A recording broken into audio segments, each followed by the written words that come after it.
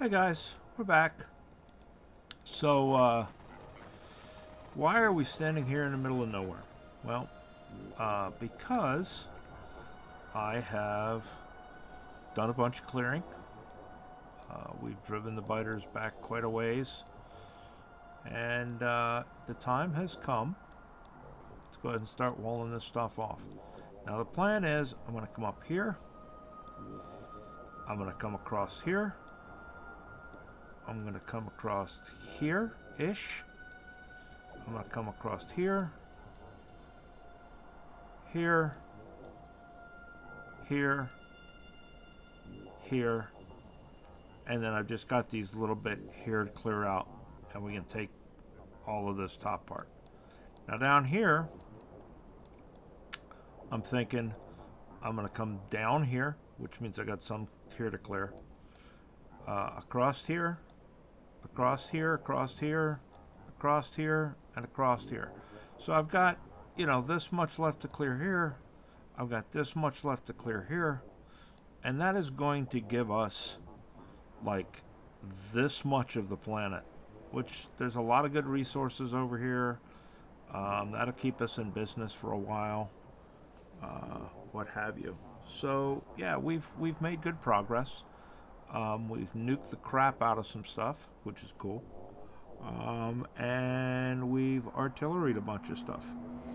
So it has worked out well. Now we got a few down here that they're on their own little island. Eventually we will get around to going to and getting. I've kind of nicknamed this Dominican Republic. It looks a lot like Dom Rep down here, with the halfway divide in the middle. So that's what we got going. So I have a whole bunch of stuff loaded up to get this going. Now, the one thing I don't have yet is, because right around here, the oil is over here and it's up here. It's on the opposite side for our wall. So eventually we're going to want to come down here and we're going to clip this off. But I've still got a few biters to push back up here before I do it and stuff. But we're eventually going to cut this and come over and cut this, and then we can get rid of this one. But that'll give us some oil for our burner turrets, what have you. But in the meantime, we've pushed back far enough, I think, that we don't need to worry about it. We've got the lasers. These walls are pretty thick, so I do not anticipate a whole lot of problems. Now there's a little pond here. I don't have any landfill with me, so I'm trying to avoid that pond. I'm also trying to keep in mind that there are a lot of shallows up here, so I'm trying to avoid having them be able to come past the shallows, etc., etc. We'll come up here and we'll fill some of this in with landfill and fix some of this up later. But I think that's going to work right there.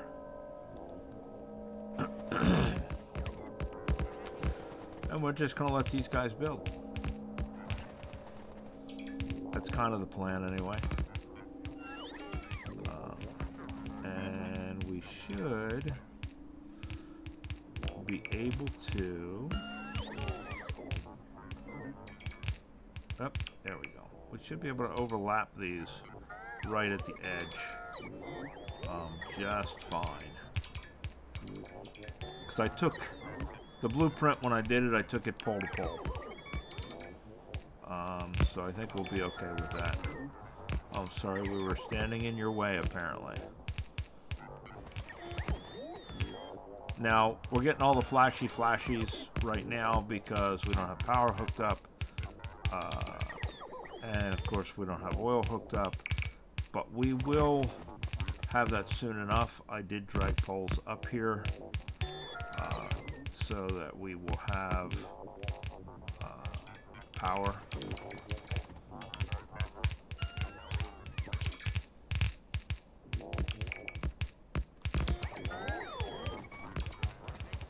I'm not as worried about the dragon teeth. I mean, you know, they'll get to them when they get to them. Mainly, I was wanting the walls and the power poles so that we can continue to move our way down here. So maybe we'll do this. Maybe we'll stand back behind it to where they can't get to the dragon's teeth right now. I'll come back up and let them do that crap off camera.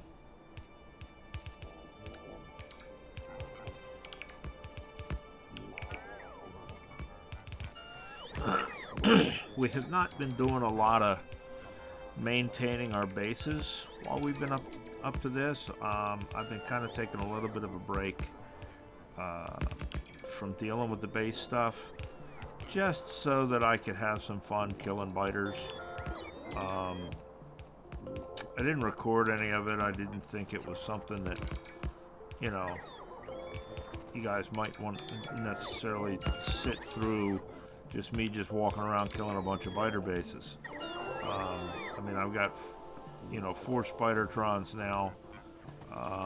It's relatively easy to take them out. It's just time consuming. So I did not see the benefit, I guess, in you guys having to sit through that. I don't know, maybe you wanted to, I don't know. But, you know, that's kind of, gets kind of boring after a while. You know, watch you, you know, excuse me, do raids on bases or sit there and shoot 4 Spidertrons worth of artillery rounds. And then go back, get 4 loads and come back, and get 4 loads and come back, and get 4 loads and come back. It took a while to do it. I'm not gonna lie. It took several days to get this all banged out and to get these guys gone. You know, and I haven't been doing continuous. I've been doing other things at the same time, so there's that part of it too. Let's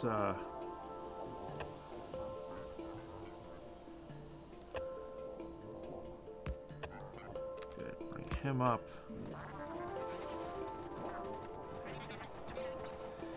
And then finish this up.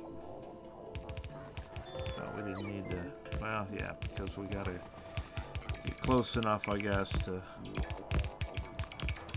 let them finish out their thing. So, we may as well do that as well. Laser. Yep, laser. And telephone pole. No. You're gonna be temperamental. Okay. How about right there? Good enough? Good enough. And then we just got to do this just to get the dragon's teeth part in there. There we go.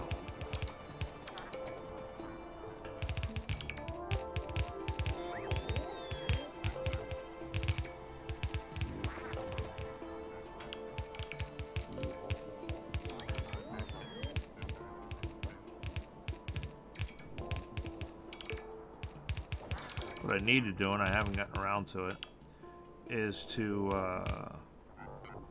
build some more roboports and put some roboports in these Spidertrons so that they can build for me as well. I just haven't gotten around to doing that. At some point I will.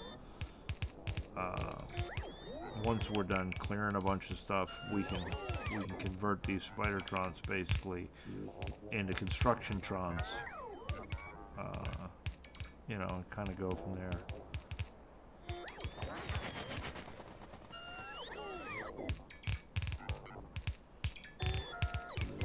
So, but yeah, so like I say, I have not been keeping up on the bases themselves as far as supply lines and stuff like that.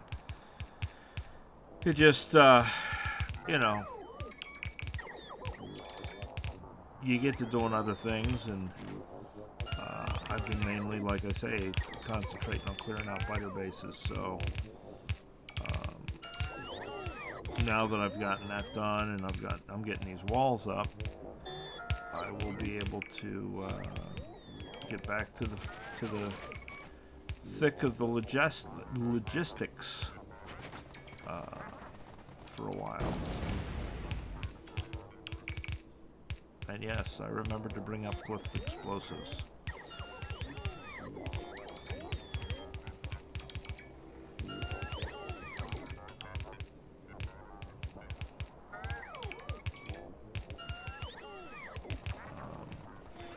Yeah, we'll come back and get that. Screw it. Come on. You guys come back here. How are we doing on walls and crap? Okay. So, next is up here. Now, this is where it's going to get funky, because it's a lot of islands and stuff. I have to figure it out. I might come across right here. I might come across right there, or down here. We'll see when we get up there. Let's send everybody up there. We'll go in our auto-driving car. Drives itself. A lot of companies got those now. I think it was originally, wasn't it just like Tesla or something, and now like 3 or 4 other companies have got them now finally. I think it was Tesla. I could be wrong. That did it first.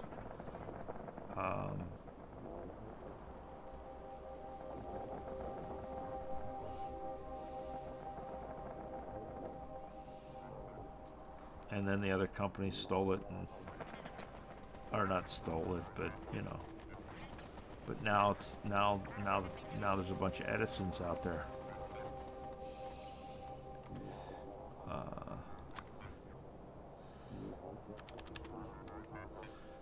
All right, so yeah, maybe if we go here to here, as opposed to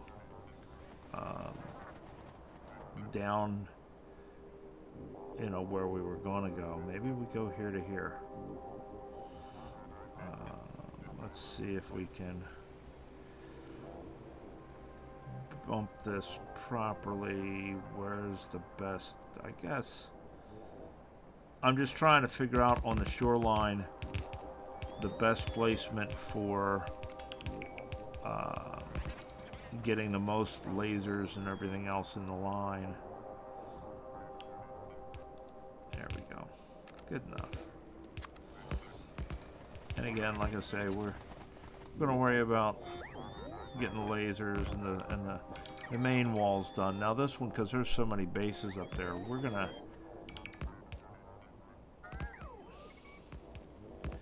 get it all built real quick here, I think.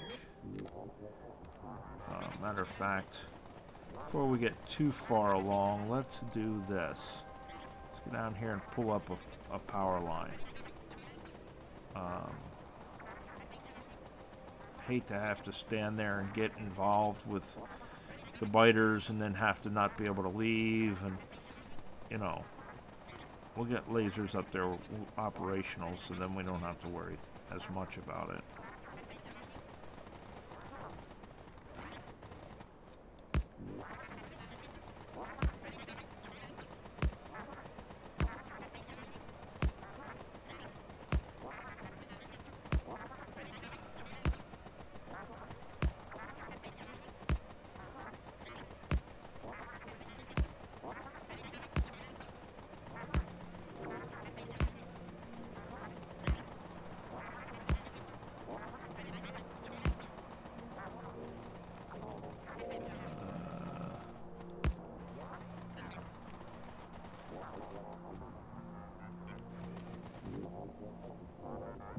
Of course, it's not going to reach.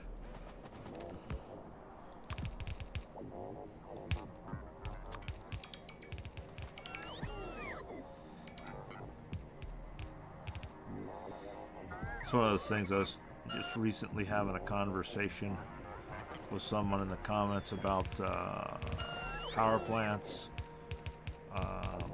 and such from back in the beginning of my videos a while back, when I had a power plant die on me because I was stupid with regards to powering the pumps and things like that. But one of the things that I mentioned on it, or in that conversation, is it would be interesting, although I really don't think a lot of players would like it, if the game incorporated current capacities for power lines. So if you had to take a lot of electricity a long distance, you wouldn't do it with small wooden poles, not because of the material cost, but because the lines wouldn't be able to hold it.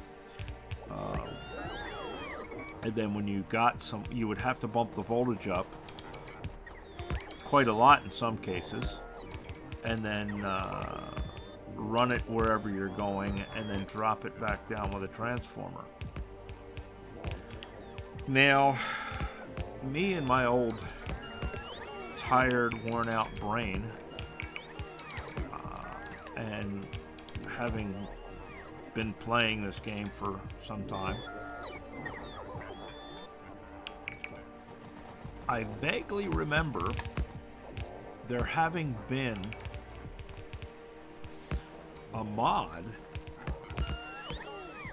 in which that was something you had to do. And I can't remember if that's the case or that's a different game that I've played before, but it seems to me that mod actually existed in this game, and I could be wrong. I could be very wrong. But I am going to have to go looking. And like I say, I don't know that it would be something that the quote-unquote average Factorio player would enjoy, because it would be a pain in the ass to do. You know, you'd have to have transformers, you'd have to have high tension lines, this, that, and the other. But considering my background and my buddy Joe Mama's background, I think it is something that we would enjoy, because it would be in keeping, with what our previous lives were.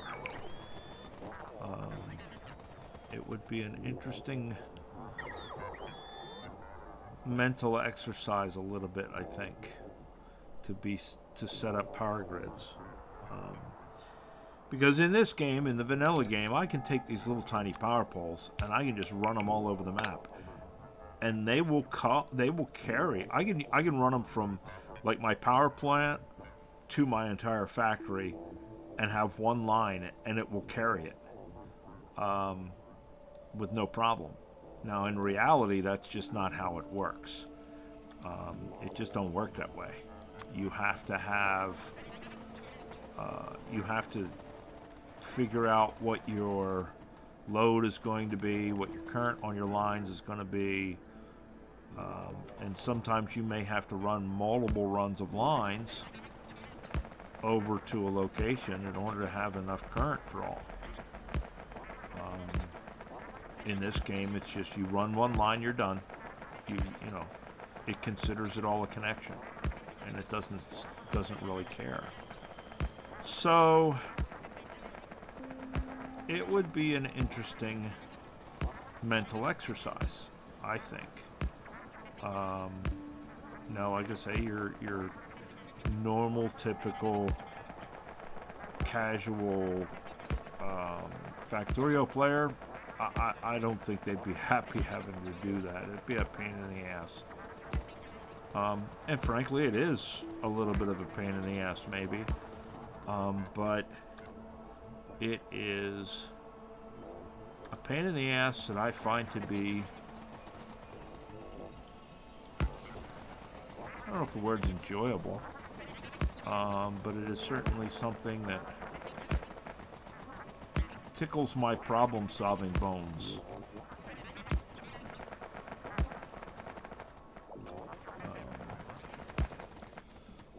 And it would be interesting, I guess, to have the ability to practice my personal tradecraft.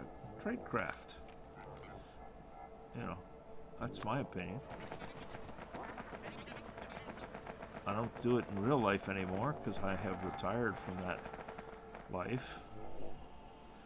So I think it would be interesting to, you know, have that exercise. Is that going to be a little too close to that? Yeah, well, we're going to...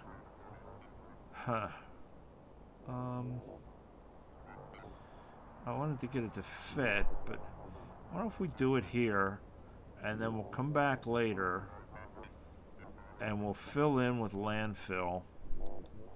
Oops, shit. Alright, damn it. So that should be there. Would make that there.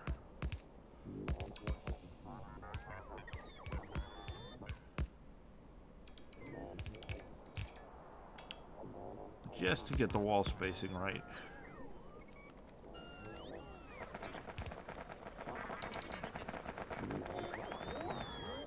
And then we gotta pick up some stuff at the other end there, I guess. Well, you know what we could do. Since we seem to be picking up some stone, we could make some landfill. Wouldn't give us enough to do what we want to do. We'll have to come up and adjust that. But since we are, you know, it would save us carrying around a bunch of stone. Give us some room.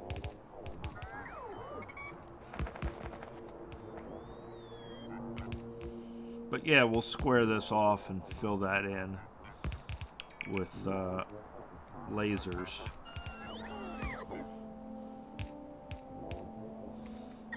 And let's bring our high tension lines up here.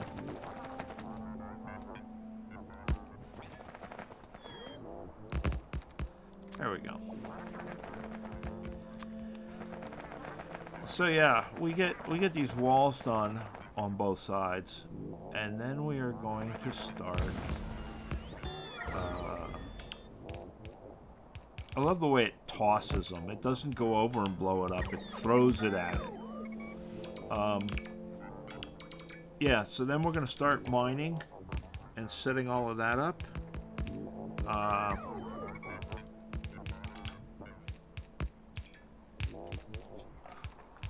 And set up our rocket system. Get that all going. But, you know, like anything in this game, you need resources to do it. And I tend to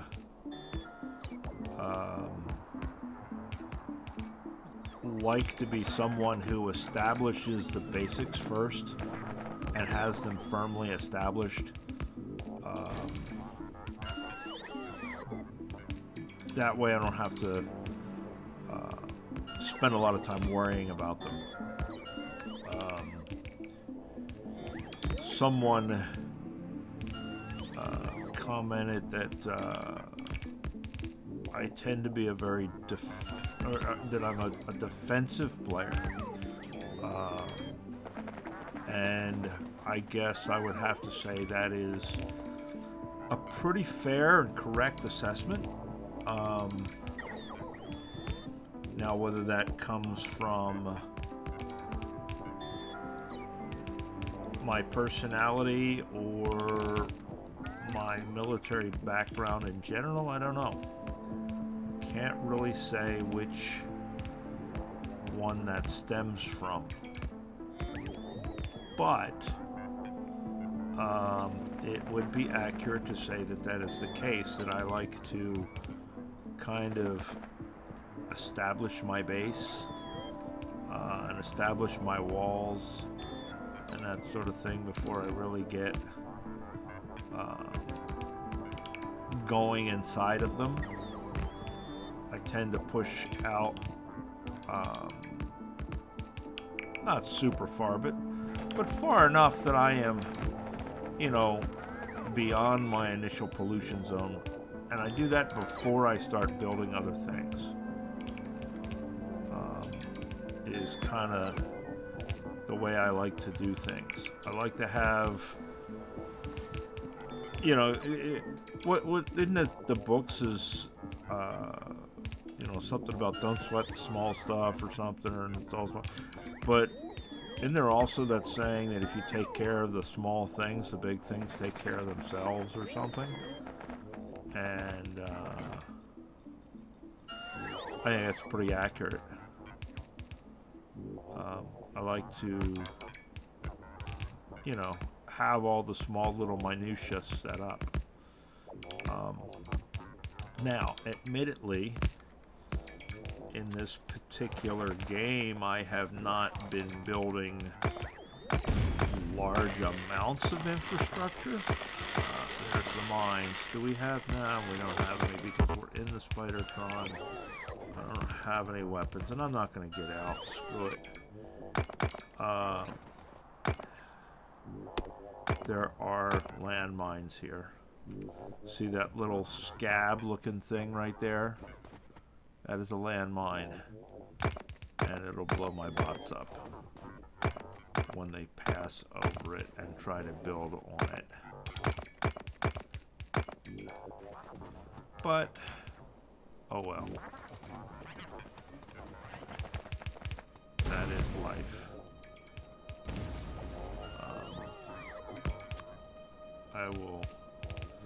I will live with the expense.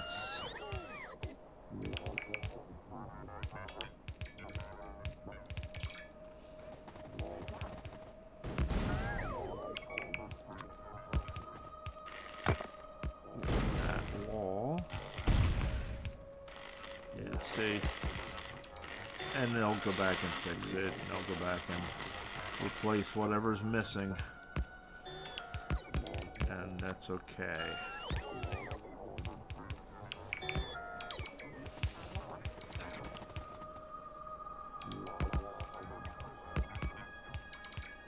But yeah, I would have to say that's a pretty fair assessment of kind of how I play. I tend to like to set up my basic stuff first. Sometimes even before I need it, because I know I'm going to need it.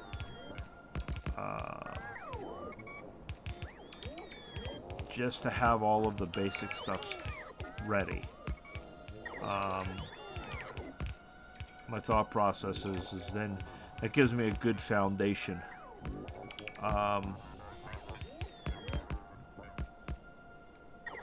guess it really is almost kind of a Maslow's hierarchy of needs almost. You know, I like to start at the base of the pyramid.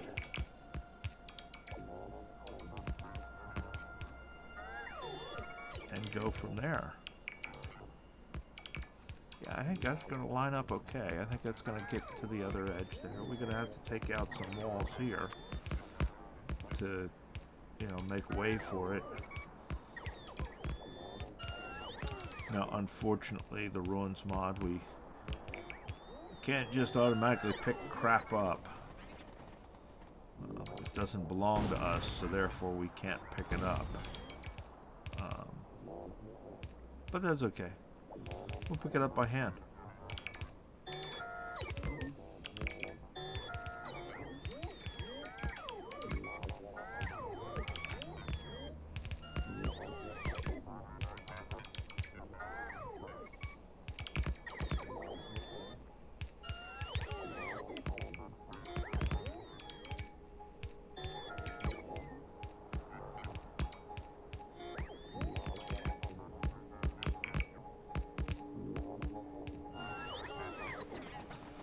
So, if you're not familiar with the psychological concept of Maslow's hierarchy of needs, essentially what it says is that, and it's typically shown as a pyramid, and it basically says that, you can't build the next level of the pyramid until you have the level below it built, and then if a level below it is disturbed, you have to go kind of back to that first level of, not first level, but the first solid level of the structure, and kind of go back up from there. So what Maslow proposes is that there are certain things that we as human beings need. Food, shelter, etc., etc. And until those needs are met, we can't progress beyond that point. We can't advance to higher levels of not being in the sense, not higher levels of being in the sense that we're going to ascend, but we can't advance ourselves. We can't better ourselves until those needs are met. And I can't remember. I'd have to pull the pyramid up. It's been so long since I've done any studying on it, other than in a general sense of remembering it. You have different levels, and the first level, of course, is your basic physical needs, food, shelter, what have you. Then I think the next level is personal security or something like that. And then there's another level and another level until finally you reach the level of things that are almost frivolous, I guess. Achievement and this and that and the other. And the pyramid shape represents kind of not only where each of those fall on the stack, but also their relative importance. Of course, the base of the pyramid, like I say, is your basic needs. So it is not only is it the bottom of the pyramid where everything is built upon, but it's also the thickest portion of the pyramid, because it is the one you need the most before you can advance to the next one and so on and so forth.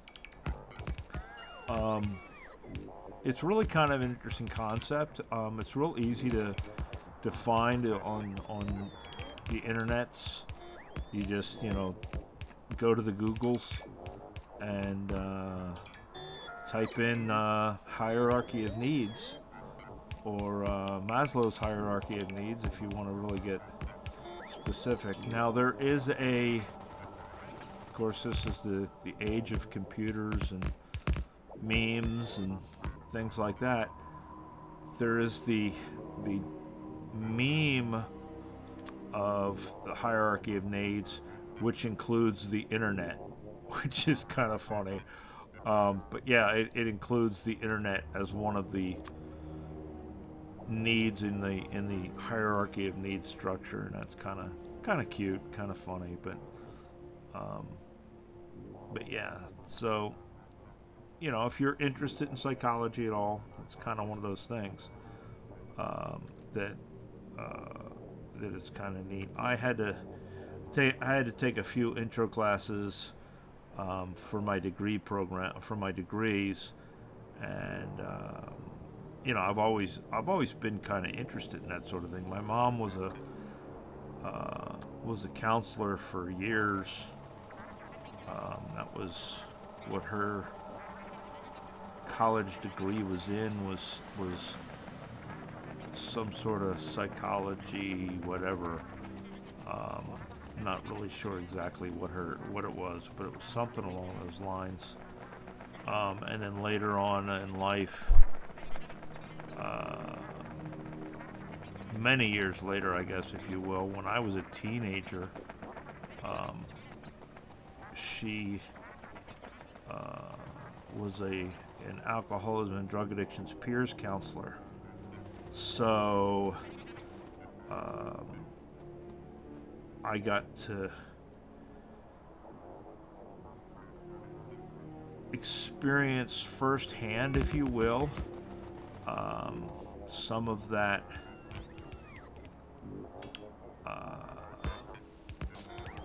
I want to say ideology, but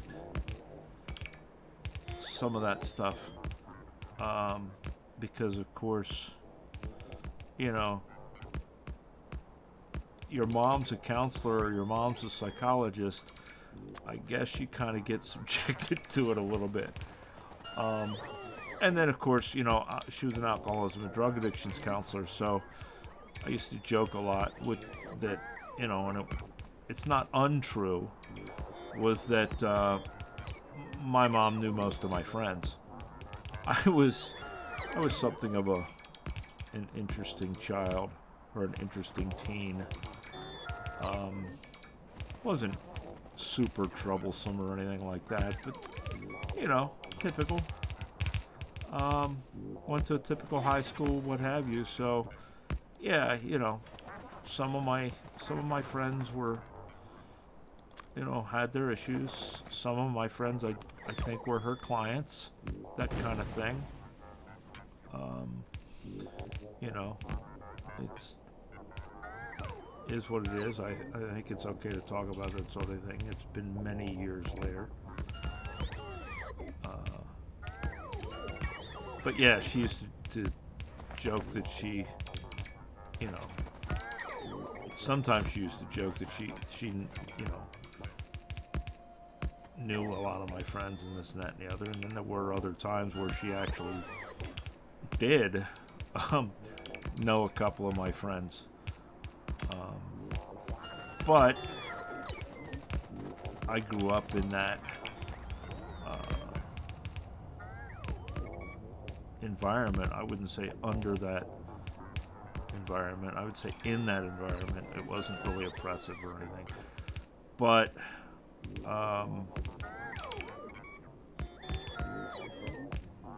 many years later, I had a lot of things go on in my life, that sort of thing. And while you're in the military, it's a little frowned on. I wouldn't say as much anymore, but it's always kind of this stigma, especially or stigma in general, but in the military especially so. There's always this kind of stigma that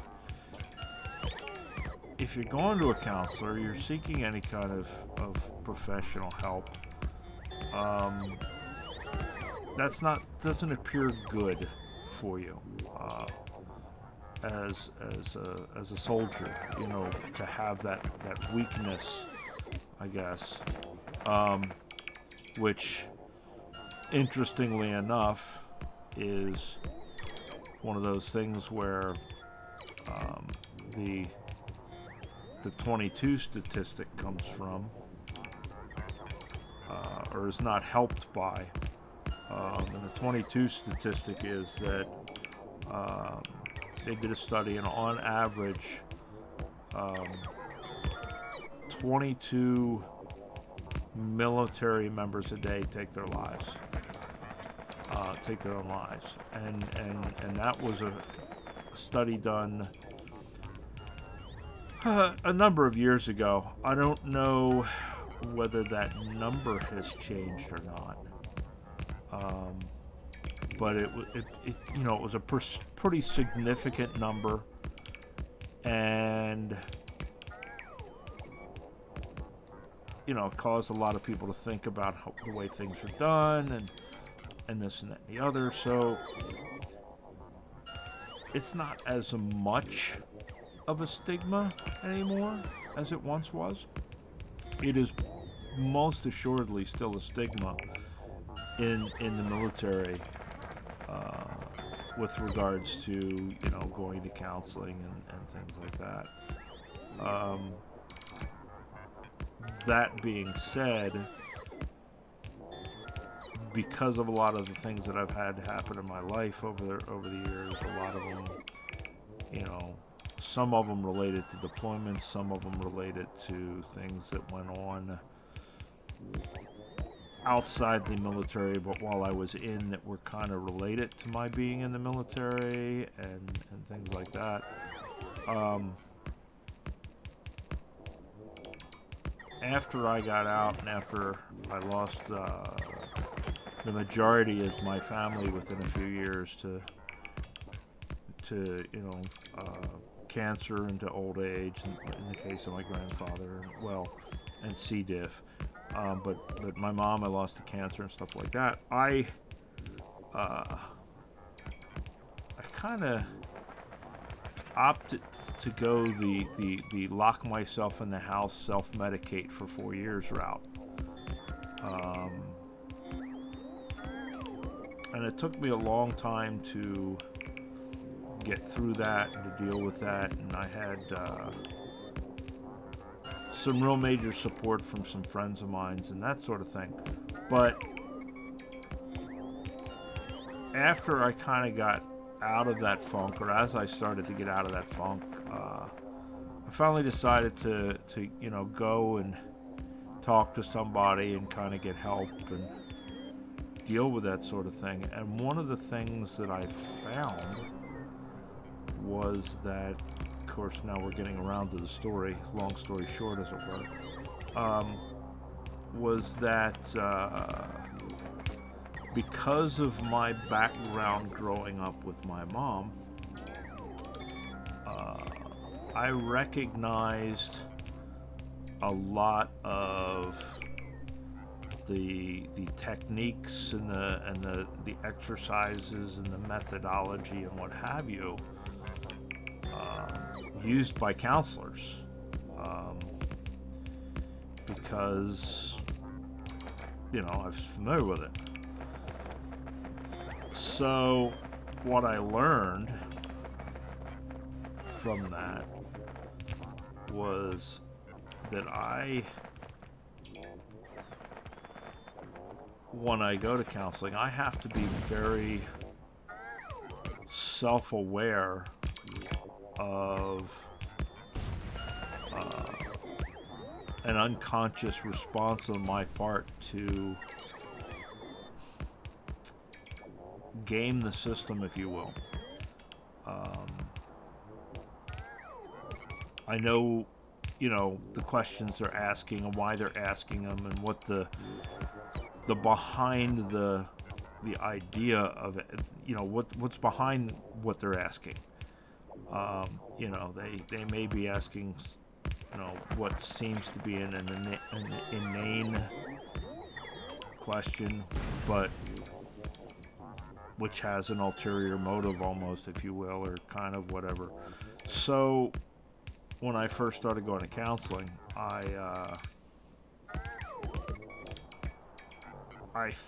found myself working against my counseling, simply because the tendency we all have to work against authority, as it were. And part of it was me working against having grown up in that counseling environment that, I was rebelling from it,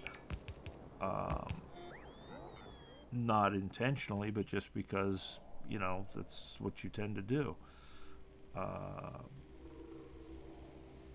And God damn it, I'm an adult now. I don't need my parent or somebody, a surrogate parent,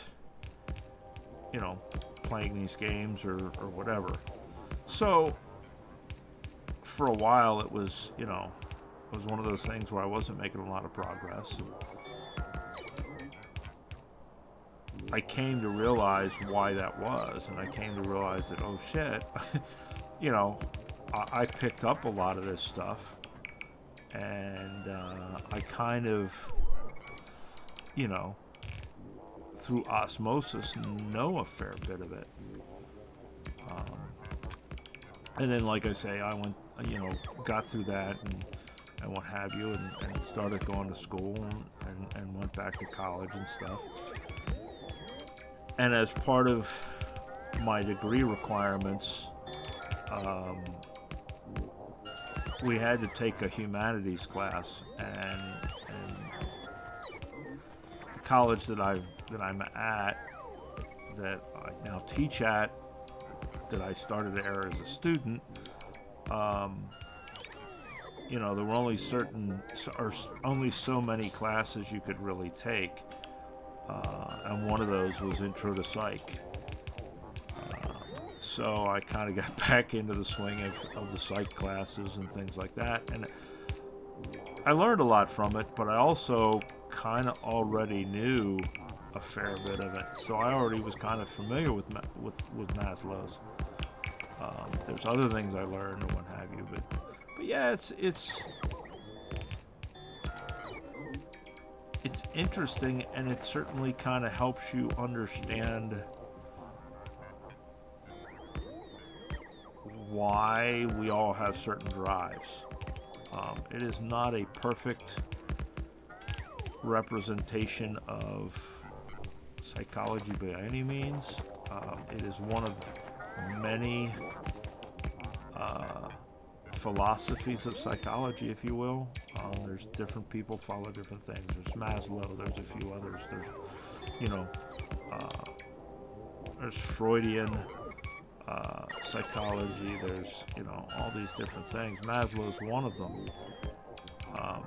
But like anything, and like stuff in this game with regards to knowing how to build a bus or knowing how to set up a train station, you may not do it the same way I do it. I may not do it the same way you do it. But knowing the way you do it, or knowing the way I do it, or knowing whatever, gives you multiple tools for the toolbox. And you can kind of pick and choose which tool works right for that moment. Because, the old saying, if the only tool you have is a hammer, then everything looks like a nail. So, by having additional tools, you don't have that. I guess I'm out of flamers. Okay, I'm out of flamethrowers. That's fine. We're almost done anyway, and we can't really run them until we get them hooked up. And we don't have oil yet. So yeah, so it is definitely something that is interesting, and it has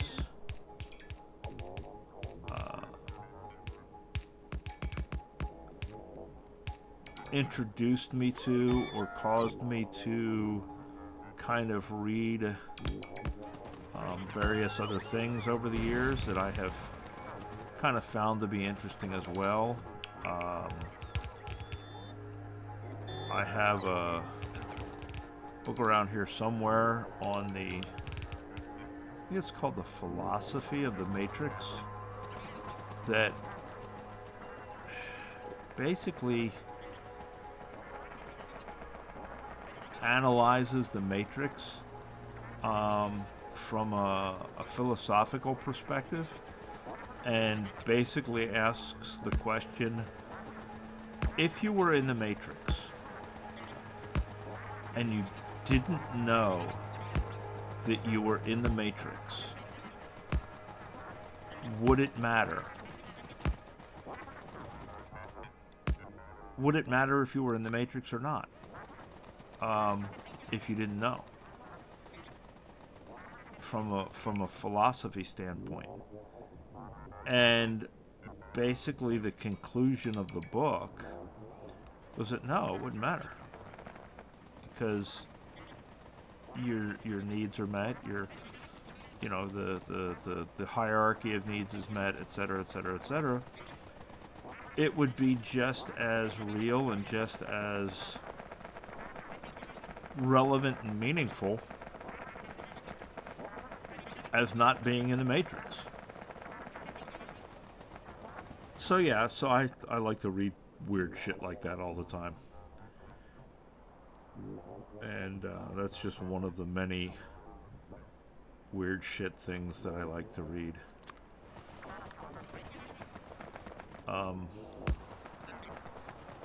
Among many other things.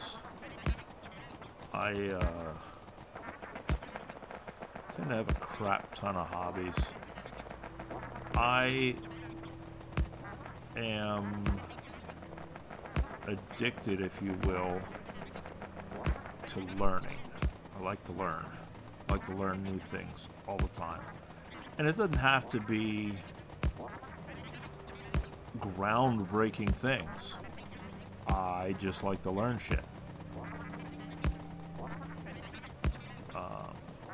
So I joke sometimes that I am a font of useless knowledge. But it is kind of somewhat true.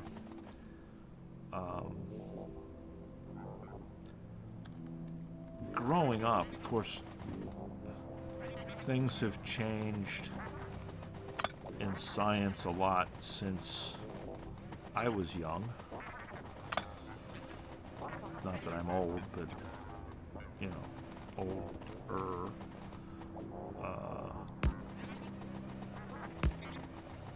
I was taught, you know, growing up,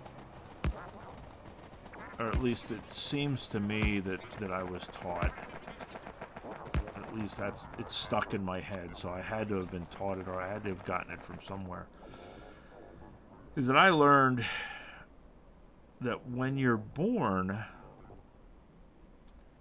that every organ in your body and every cell in your body regenerates, with the exception of your brain. And that what you got after a certain point was what you got. And that from that point forward, you were on the downhill slope. You know, from the day you're born, you start to die. Your brain starts to die. And then, years and years and years later, I was reading an article in a magazine where they basically said, this will kind of give you an idea of just how long ago or just how old or whatever I am. They basically said that scientists had discovered that as you learn things, as the way you learn things, the brain makes new neural connections. That's how we learn. We grow new neural connections and this and that and the other. And that was very contrary to what I had quote unquote learned when I was young. And I had this epiphany, if you will, that hey, if that's the case, and your brain continues to grow so long as you learn new things. It occurred to me that when you stop learning, that's when you start dying. And at that point, it became my philosophy, if you will, to learn something new every day. And it doesn't matter whether it's something major or something minor, something trivial, what have you. Just learn something new every day. And I have kind of tried to put that into practice. Now, I don't learn something new every day. But I do like to breadcrumb on the internet. Now that the internet is available. I mean, kids today will never know a time where there weren't, anybody born today will never know a time where there aren't computers. When I was born, when I was growing up, PCs, household computers, personal computers, they were never a thing. That was science fiction when I was a kid. Hell, I didn't own my first computer until I was 18 or 19, and already gone away from home and off in the Army. Matter of fact,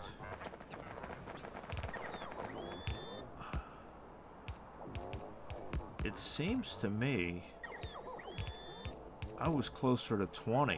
I think I had already been to Korea and back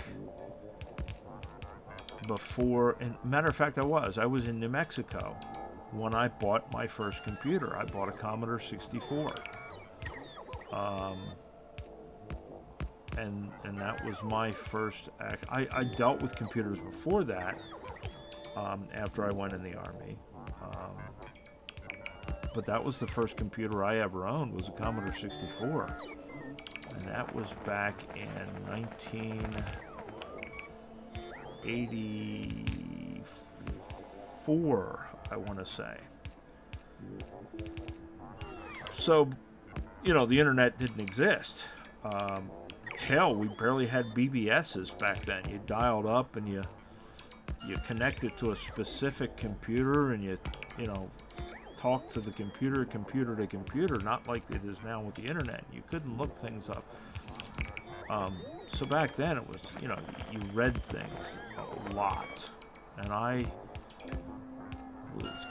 used to go through probably 5 books a week, 5 or 6 books a week. I had a book for the bathroom at work. I had a book for the bathroom at home. I had a book that I was reading just in general.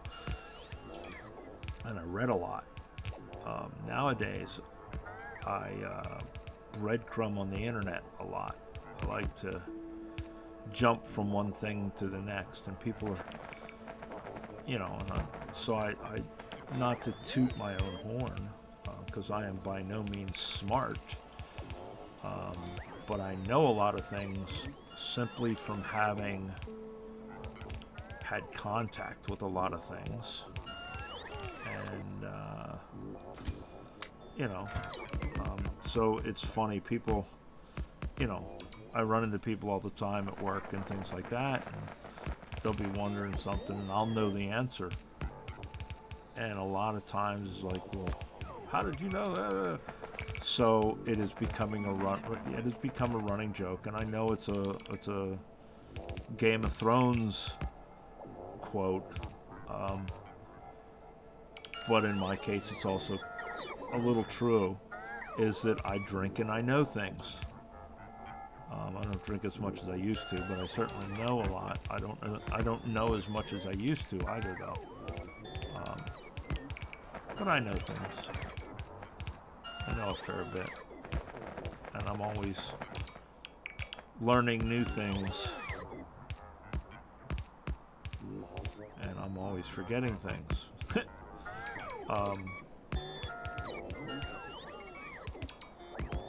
My grandfather was a, in my opinion, or from my remembrance, was a very smart man. He knew a lot of stuff about a lot of stuff. I mean, he was what at one time used to be referred to as a Renaissance man.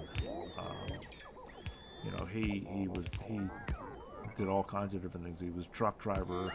He was an electrician in the Navy before that. He worked in a brewery. He worked at a butcher shop. He, you know, built his own house, etc., etc., etc.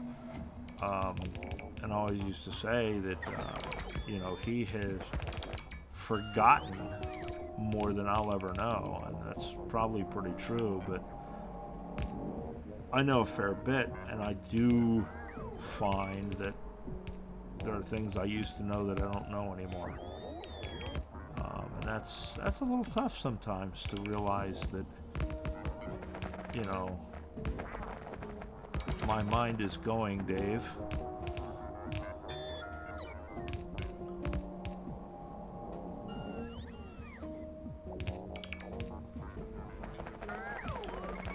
But yeah, that's how I know about Maslow's hierarchy of needs, is just kind of have picked it up over the years, from books and from experience and things like that. And so I've picked up a lot of things. But I suppose that my philosophy on base building and the way I go about it and do it is kind of based on the whole Maslow's hierarchy of needs thing. I you know, you build that base level first, and then you go from there. Boy, that was a roundabout way of getting there, wasn't it? But at this point, we've also gotten about halfway across our location. We are almost out of things. We are definitely, you know, we're out of flamers. We are running low on other things, and we've kind of run out of time. I mean, it's been an hour of me rambling my ass off. So I think that I am going to call this a video. Now you guys are aware of what it is that I'm doing, and I'm going to continue to march and work towards getting these walls done. We will get all the dragon's teeth put in. We will get the rest of this northern wall run, and I will try and get the oil and stuff hooked up as well. I did bring pipes, and I did bring pumps, and I did bring pump jacks. So in theory, we will get that all done. And when I next come back, in the next episode, we will have basically finished the northern wall. I don't know, maybe I'll do the southern wall off camera, maybe I'll do it on camera, we'll see. But yeah, there it is. That's me once again rambling for another hour while I build stuff in Factorio. Nothing you haven't seen before. Alright guys, so yeah, you guys take care of yourselves, and I will catch up with you. Alright, bye.